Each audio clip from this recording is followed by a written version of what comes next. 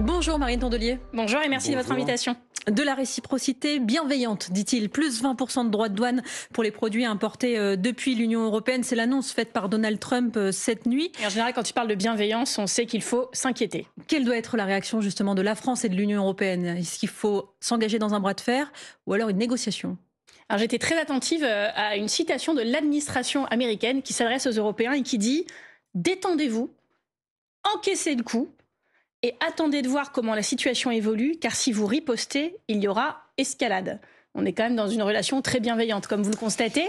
Moi, ce que je constate, c'est que quand ils ont imposé des droits de douane très très forts en arrivant au Canada, le Canada a riposté fermement, notamment en mettant en cause tout l'approvisionnement de l'Ontario en électricité qui vient beaucoup du Canada et ça a calmé un peu tout le monde. Vous savez, cette nuit a eu lieu un bras de fer. Cette nuit a eu lieu un vote au Sénat américain sur ces droits de douane canadiens qui ont été annulés par le Sénat américain à 41 voix contre 51. Et il y a 4 sénateurs républicains qui ont voté l'annulation de ces droits de douane, dont l'ancien président du groupe au Sénat. L'ancien président du groupe républicain. Et donc vous voyez bien que, y compris au sein du camp républicain, les gens commencent à douter de cette stratégie. Pourquoi ? Parce que les grands industriels, y compris ceux qui ont financé la campagne de Trump, l'appellent en disant t'es en train de mettre en danger un peu aussi nous, nos matières premières. Les consommateurs américains, les électeurs de Trump sont en train de se rendre compte aussi que si les taxes augmentent, ce qu'ils vont acheter dans les magasins coûtera aussi plus cher, leur coûtera plus cher, alors qu'ils ne sont pas forcément tous bien lotis. Et donc je pense que ce que fait Trump va semer le trouble. Moi, là où je suis surtout troublée, c'est que j'ai vu des politiques français le soutenir, aller ramper pour être invité à sa cérémonie d'investiture. J'aimerais avoir leur avis à eux aujourd'hui, parce que c'est personnes françaises, Zemmour, vous pensez à qui exactement? Parce que les politiques français qui étaient présents à l'investiture, voilà. Sarah Knafo, les petits selfies, il y a Louis Alliot était présent également pour le Rassemblement national. Et ces personnes qui se prétendent patriotes sont en fait des patriotes de pacotille qui soutiennent un président américain qui marche sur les Français. Vous voulez dire qu'il ne faut pas pour le moment s'affoler parce que l'Amérique pourrait revenir d'elle-même sur ces mesures? Je vous souhaite à l'inverse, je vous cite à l'inverse l'exemple du Canada qui a riposté très directement, ce qui a mis en doute les Américains. J'ai vu que ce matin, l'Europe l'a à l'instant annoncé une riposte en disant qu'ils allaient, eux, taxer les réseaux sociaux, les services numériques américains, dont un quart des profits se font sur le territoire européen.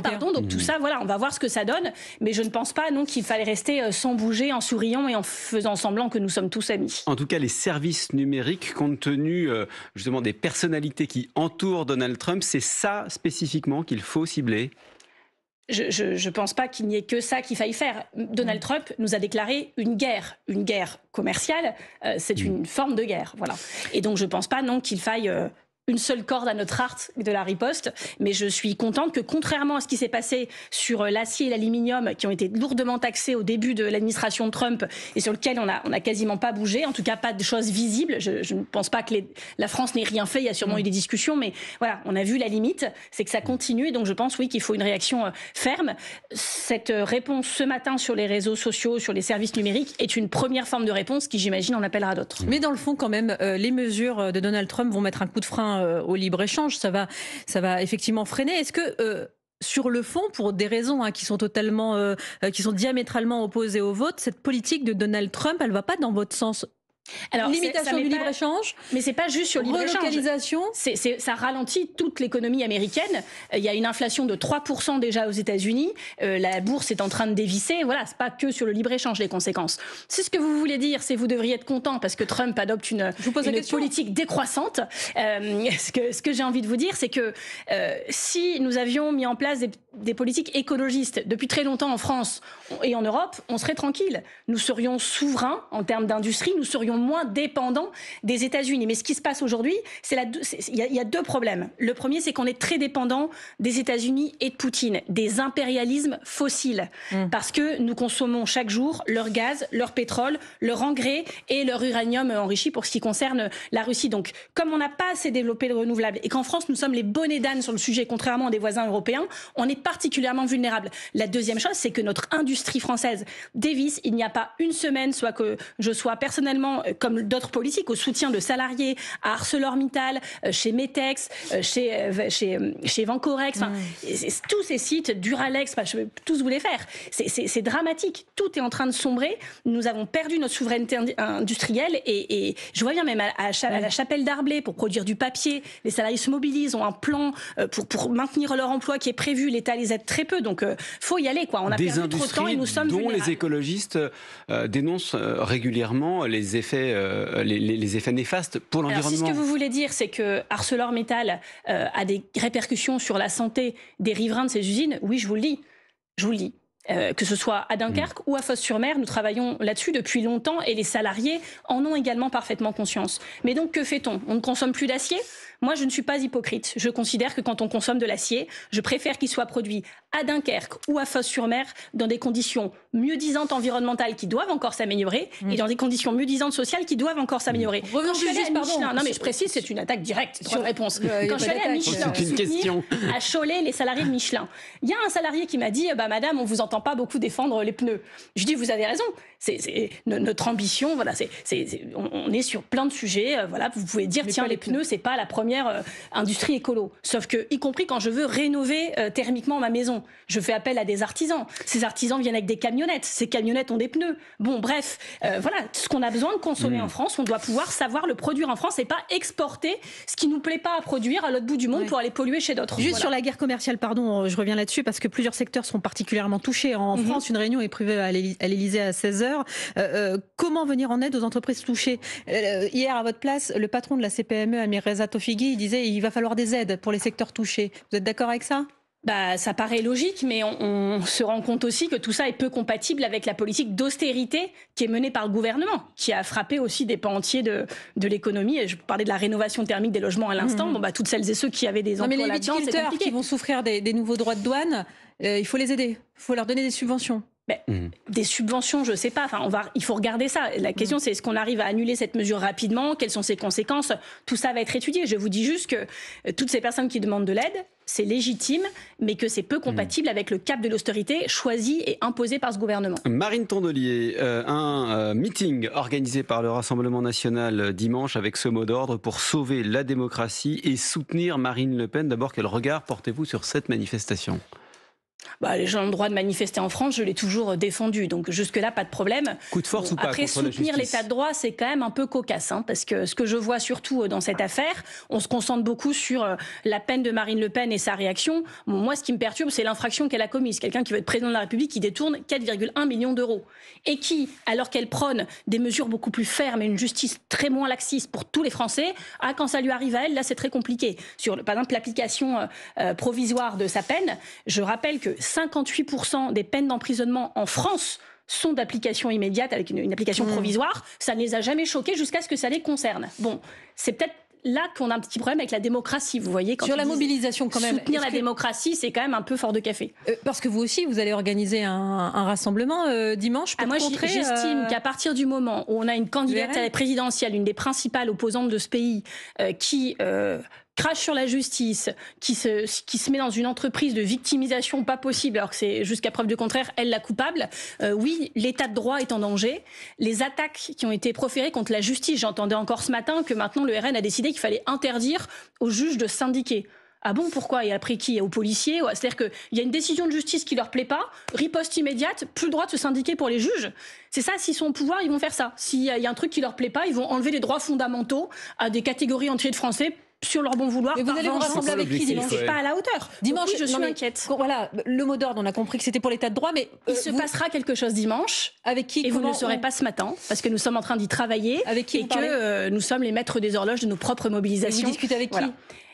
Avec tout le monde, avec tous nos partenaires politiques, avec aussi les personnes de la société civile avec lesquelles on a l'habitude de se mobiliser, et d'autres avec lesquelles on avait jusque-là moins l'habitude de se mobiliser, mais qui sont tout aussi choqués. Et donc, vous voyez, à l'extrême droite, il y en a une qui claque des doigts, tout s'exécute.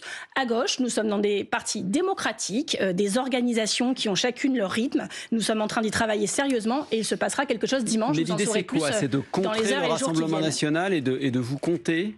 Le but, non, c'est pas un concours de selon la police, selon la CGT, combien et combien, etc. C'est que les personnes qui sont sincèrement choquées dans ce pays, beaucoup plus que beaucoup le pensaient. Quand on regarde les sondages, y compris les électeurs du RN, certains disent, enfin voilà, on peut pas dire pour tout le monde, faut être très strict, premier crime, premier délit, prison, etc. Et puis quand c'est elle, dire que c'est pas normal. Justement. Donc du coup, il y a beaucoup de gens qui sont sincèrement choqués.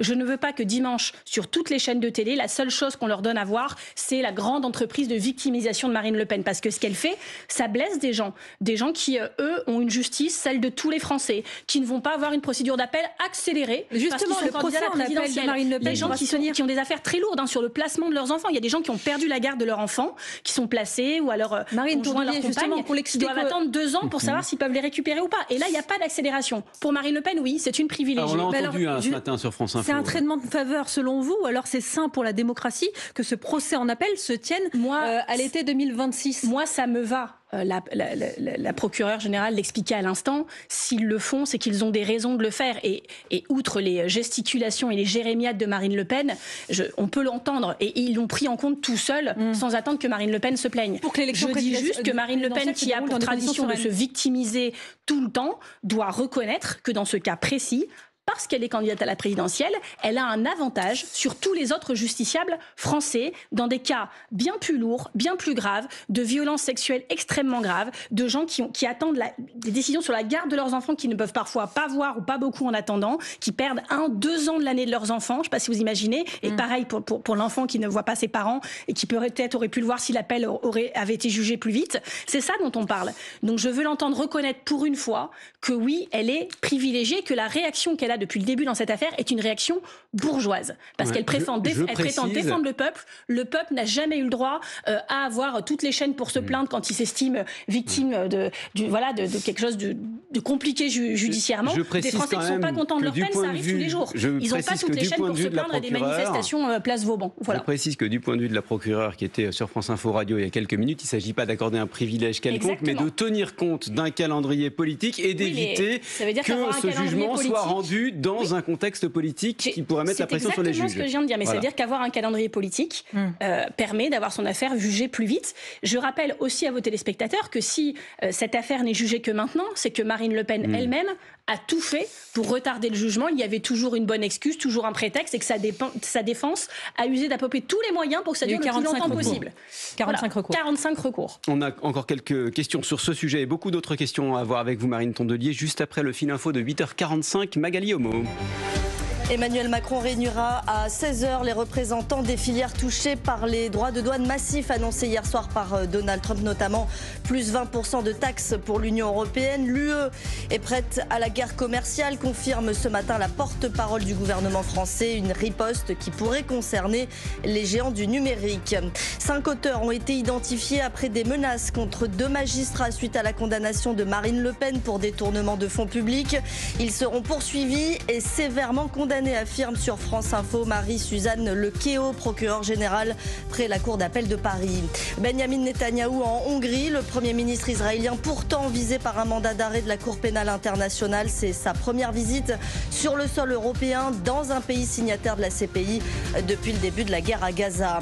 Test d'endurance, de force musculaire et de vitesse à partir de la rentrée prochaine. En septembre, les 6e pourront tester leur forme physique. En début d'année, ils seront mis en place dans tous les collèges, mais ne seront pas obligatoires. Les ministres de l'Éducation nationale et des Sports vont détailler ces annonces aujourd'hui en visite à Reims. France Info. Le 8-30 France Info. Jérôme Chapuis, Salia Braclia. Toujours avec la patronne des écologistes, Marine Tondelier. Vous disiez que Marine Le Pen était privilégiée puisque son procès en appel était fixé dans un peu plus d'1 an. Et qu'elle avait toutes les chaînes de télé pour se plaindre. Elle était 2026. François Bayrou est lui-même dans l'attente d'un procès en appel et on ignore s'il sera encore en place l'an prochain. Mais si c'était le cas, il peut rester à Matignon tout en assistant aux audiences. Alors lui, déjà, il n'a pas d'application provisoire de sa peine. Il n'y a pas de peine. Il n'est pas jugé. Il n'est pas concerné par la même sentence que Marine Le Pen et donc il n'est pas exactement dans la même situation. Voilà. Moi, ce qui me choque quand même énormément en ce moment, là j'ai vu que Ciotti déposait une proposition de loi pour changer la loi. C'est-à-dire tout le monde n'a quand même pas le luxe en tant que justiciable de pouvoir changer la loi pour changer sa peine. Enfin, je trouve ça quand même compliqué. Donc Ciotti, la proposition de loi d'Éric Ciotti pour supprimer l'exécution provisoire, vous allez dire non, les écologistes? Non, mais nous, on va se prononcer en fonction de ce qu'on pense juste. On participera au débat, à la réflexion, il n'y a pas de problème. Notre avis n'est pas comme ça dogmatique, idéologique. Je dis juste que c'est fort de café de déposer soi-même des propositions de loi qui concernent les propres peines que vous venez d'avoir au moment où vous les avez. C'est-à-dire que c'est pas... Si ça avait été le combat de sa vie depuis 10 ans, dire ça, c'est pas juste, je le dis, pour les 58% de Français qui purgent leur peine alors qu'ils n'ont pas encore eu appel, etc. OK, là, non, eux, ça les concerne à partir du moment où ils sont personnellement touchés. Et ça vaut aussi pour François Bayrou, qui lui s'est dit troublé par cette application immédiate. Dans toutes les personnes qui ont réagi de manière un peu scabreuse à cette affaire Le Pen, parce que le RN n'est pas content, bon, ça on a compris. Dans la classe politique, moi j'ai été troublée, pour reprendre ces mots, par certaines réactions. J'ai constaté en les analysant qu'elles relevaient de 2 catégories potentielles. La première, c'est celles et ceux qui prétendent, qui aspirent à braconner sur les terres électorales du Rassemblement national. Donc ils disent, tiens, si elle ne peut pas se présenter, comme moi peut-être que je vais me présenter, peut-être les électeurs du RN se rappelleront que j'étais sympa. Et puis il y a ceux qui sont potentiellement dans le même cas de figure bientôt. Et puis alors il y en a qui sont dans les 2 catégories, donc ça c'est encore plus simple. Et je pense que François Bayrou relève potentiellement des 2 catégories. Jean-Luc Mélenchon, vous le mettez dans quelle catégorie ? Alors, en général, Jean-Luc Mélenchon a une catégorie à lui tout seul, vous le savez. Parce que lui aussi, c'est la catégorie Jean-Luc Mélenchon. Lui aussi, il a dit que l'appel devait être suspensif et que cette exécution provisoire de l'inéligibilité, elle ne devait pas intervenir. Exactement. Et puis, j'ai vu aussi qu'il trouvait que c'était le peuple qui devait juger les élus par leur bulletin de vote. Je ne suis pas d'accord. Il n'y a pas une justice pour tout le reste des Français, une justice spécifique pour les élus. Les élus ont en plus le couperet de l'élection. Ça ne les soustrait absolument pas à la justice. Je rappelle quand même que ces dispositions, elles existent parce qu'il y avait besoin de moralisation de la vie publique. François Bayrou lui-même avait lancé un grand site moralisation.fr. Allez regarder, chers téléspectateurs, c'est aujourd'hui un site de jardinage. Ceci est vérifié. Il n'a pas entretenu le nom de domaine. Mais voilà, c'est des gens qui se sont battus pour la moralisation. Si on a mis cette loi, c'est bien parce que les élus devaient être plus exemplaires que tous les Français parce qu'ils ont accès à de l'argent public, par exemple. Le délit que commet Marine Le Pen en détournant 4,1 millions d'euros d'argent public, c'est pas accessible à tous les Français. C'est de la délinquance en col blanc, de la délinquance bourgeoise, voyez-vous. Pour clore ce sujet, ils doivent être exemplaires parce qu'ils veulent être président de la République, ministre, Premier ministre. C'est logique. Pour clore ce sujet, si on a bien compris, vous n'êtes pas favorable à la modification de la loi sur l'exécution immédiate. On examinera ça très sérieusement. Je vous dis pas aujourd'hui ce qu'on votera. Je vous dis juste qu'on ne va pas décider si on est favorable ou pas à une loi en fonction de nos intérêts électoraux. C'est grave en démocratie de faire comme ça. Tout cela, en tout cas, suscite évidemment une crise et renforce, selon certains, l'instabilité gouvernementale. Le RN avait relancé des menaces de censure avant ce jugement, mais les profère à nouveau, notamment sur un dossier qui intéresse spécialement les écologistes, la feuille de route énergétique de la France. Vous pourriez, vous les écologistes, voter une censure du gouvernement sur ce sujet, vous aussi ? Alors nous, on n'a pas besoin d'un sujet, on n'a que des sujets. Je dis depuis le départ que la simple présence de Bruno Retailleau au ministère de l'Intérieur valait censure déjà à lui tout seul. Et puis il y a tout le reste de leur œuvre. Je rappelle qu'ils ont sabré des milliards dans le budget de l'écologie, qu'ils ont mis en première ligne de leur austérité les plus vulnérables. Je ne vais pas vous faire toute la liste, il y en a 10 par jour. Donc il n'y a que des raisons de voter cette censure. S'il y avait une censure demain, je pense même qu'on pourrait la déposer nous-mêmes au stade où on en est. Parce que quand je tape sur l'écologie. J'ai un exemple sur l'écologie. Lundi, Emmanuel Macron a réuni une quinzaine de ministres pour un conseil de planification écologique. Qui n'avait pas réuni depuis 1 an et demi. Voilà, l'objectif affiché était de relancer la mobilisation dans la lutte contre le réchauffement climatique. Vous saluez quand même l'initiative. Vous êtes sûr que c'est ça l'objectif affiché ? Parce que moi, dans Le Monde, j'ai lu une phrase qui m'a choquée. Je vous lis. Allez-y. À l'approche de la fin du mandat de M. Macron et de l'élection présidentielle de 2027, nombre de partisans du président de la République se rendent compte qu'ils ont perdu beaucoup d'électeurs issus de la gauche et qu'il faut essayer de les reconquérir, notamment en parlant de l'enjeu climatique. Alors eux, ils parlent du climat parce qu'ils ont perdu des électeurs. Moi, j'aurais aimé qu'ils parlent du climat parce que l'habitabilité de la planète est remise en question, parce que oui, la France n'a baissé ses émissions que de 1,8 degré l'année dernière, 3 fois moins que l'année d'avant. Et les objectifs qu'on s'était fixés, c'est moins 5%. On n'y est pas. On n'y est pas sur les énergies renouvelables. On n'y est pas sur l'isolation des maisons des Français. Ils ont supprimé des dispositifs fondamentaux sur par exemple, la prime à la conversion, la surprime ZFE, pour que les gens puissent changer de véhicule et pas être dans une écologie punitive. Ils ont viré le fonds vert qui aidait les territoires à s'adapter. Enfin, il y a 6 Français sur 10 aujourd'hui qui habitent dans un territoire. Ils sont déjà concernés par le changement climatique. Il y a 20 millions de Français qui habitent dans des maisons qui vont se fissurer à cause des retraits gonflements. Ils ont mis 3 euros par maison concernée. L'écologie passe en second plan, c'est ce que vous dites au gouvernement. Ce conseil de planification écolo qu'ils ont réuni à lundi, vous avez vu une décision à la sortie ?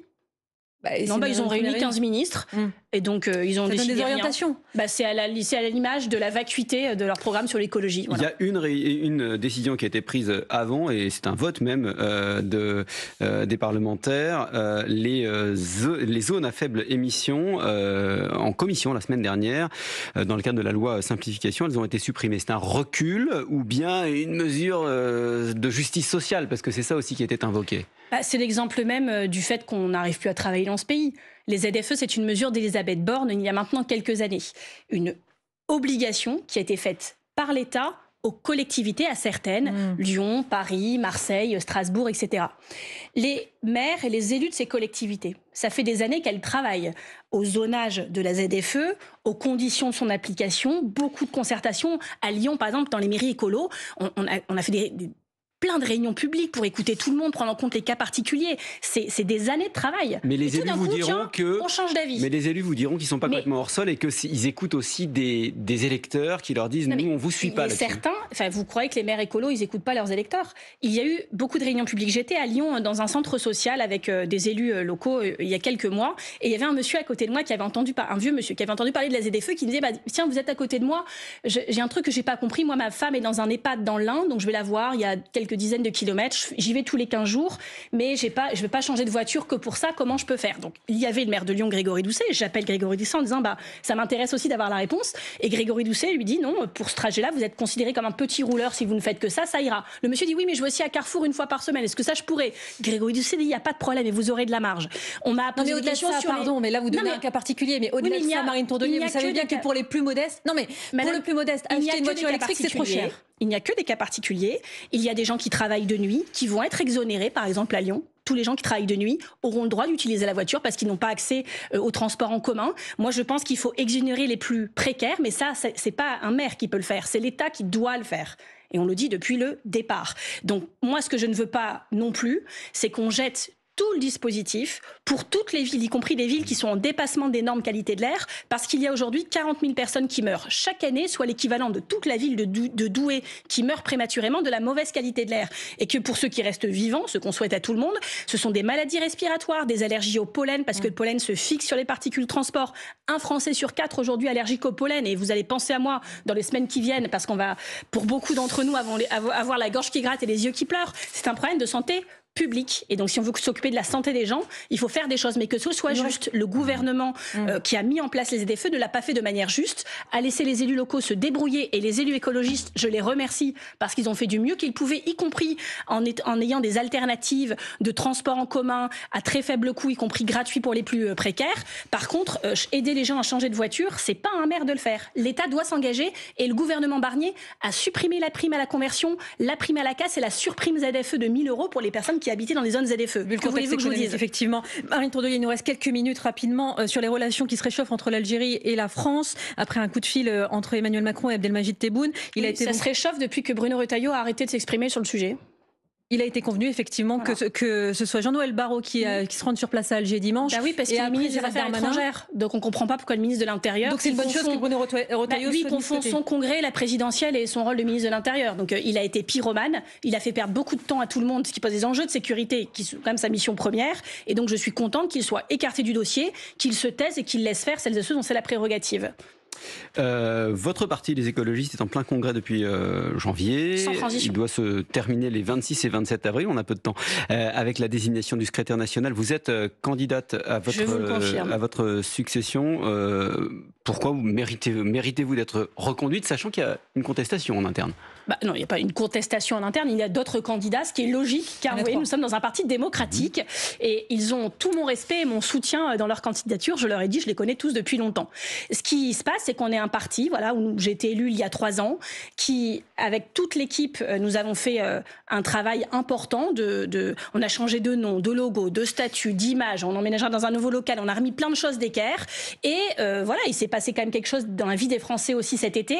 L'écologie et des incarnations écologistes se sont invitées dans les repas de famille pour la première fois depuis longtemps. Les militants me disent, même ma grand-mère, ma mère, ma sœur me disent, c'est classe, les écolos, c'est bien, merci pour ce que vous avez fait. Oui, mais alors, il y a un pardon, truc qui s'est votre passé. stratégie, elle n'est pas validée par tout le monde au sein de votre parti. Je fais référence à l'un des candidats qui est en face de... classiques. C'est normal. Allez-y. Expliquons à ceux qui nous Allez-y, écoutent et nous c'est la regardent. Parmi les 3 candidats qui s'opposent à vous, Florentin Letissier souhaite développer, je cite, une écologie de gouvernement. Lui, il dénonce... Alors que moi, non, évidemment. Ouais, lui, c'est ce qu'il dit, pardon. Il dénonce votre bilan à la tête des Verts et aussi votre effacement derrière les socialistes et les insoumis. C'est un congrès, c'est de bonne guerre. Je ne pense pas ne pas préparer l'écologie de gouvernement. Je m'exprimerai quand j'aurai gagné. Le 26 avril, à la convention d'investiture, on expliquera tout ce qu'on fait pour préparer l'élection présidentielle. Voilà, j'ai des concurrents dans ce congrès. Non, mais vous avez bien compris que le sujet, l'un des sujets clés, c'est la question de l'alliance avec la France insoumise, notamment sur votre position là-dessus. Les écologistes se sont effacés derrière les socialistes et les insoumis. C'est oublier que les écologistes n'ont jamais eu autant d'élus locaux et nationaux que... Il n'y a jamais eu une secrétaire nationale des écologistes qui ait autant de visibilité médiatique et de notoriété et de popularité chez les Français. L'alliance avec LFI, avec la France insoumise. Que l'on dise que c'est pas suffisant et qu'on peut faire mieux, je suis la première à le dire et je m'y emploie chaque jour. J'ai pas de problème. Voilà. Après, je vais vous dire, les gens vont choisir entre les lignes portées par les uns et par les autres. Je suis très certaine d'arriver bien devant Florentin Letissier, mais avec lequel je travaillerai avec grand plaisir. Et après, si ce que vous voulez me faire dire, c'est qu'il y a des militants écologistes qui sont fatigués que certaines postures insoumises, la réponse est oui, et moi la première, et j'en discute avec eux.